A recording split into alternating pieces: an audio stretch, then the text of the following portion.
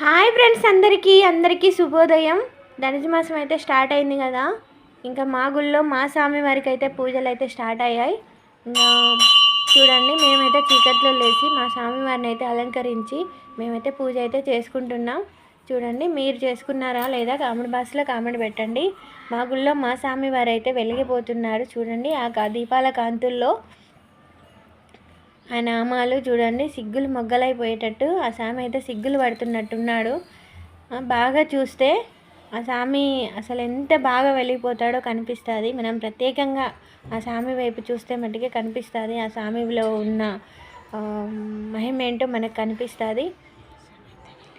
చూడండి, మీరు కూడా ప్రతి ఒక్కరు కూడా మిస్ కాకండి. ఇంట్లో చేసుకునేటోళ్ళు ఇంట్లో చేసుకోండి, గుడికెళ్ళి చేసుకునేటోళ్ళు గుడికెళ్ళి చేసుకోండి. నేనైతే గుళ్ళోనే చేసుకుంటాను, ఎప్పుడు ఇంట్లో అయితే చేసుకోను. ఇంకా మాది గుడి ఇల్లు ఒకటే కాబట్టి గుళ్ళోనే చేసుకుంటాను నేను.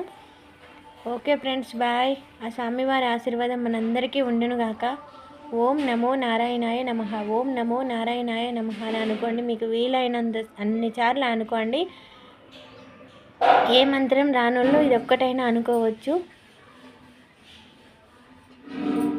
ఆ స్వామి కళ చూడండి ఎంత బాగున్నాడో. అది నిజంగా మనము పూజ చేసుకున్న రోజు ఎంత ప్రశాంతంగా అంటే అంత ప్రశాంతంగా ఉంటుంది. మీరు చేసుకొని చూడండి. Okay friends, bye. ఆ స్వామి ఆశీర్వాదం ప్రతి ఒక్కరు కూడా తీసుకోండి. మా గుడికి దగ్గరలో ఉన్న వాళ్ళు పొద్దున్న 4:30 నుంచి 5:30 వరకు జరుగుతుంది పూజ. మా గుడికి దగ్గరలో ఉన్న వాళ్ళు రావాలి అనుకున్న వాళ్ళు రావచ్చు. Okay friends, bye. ఓం నమో నారాయణాయ నమః.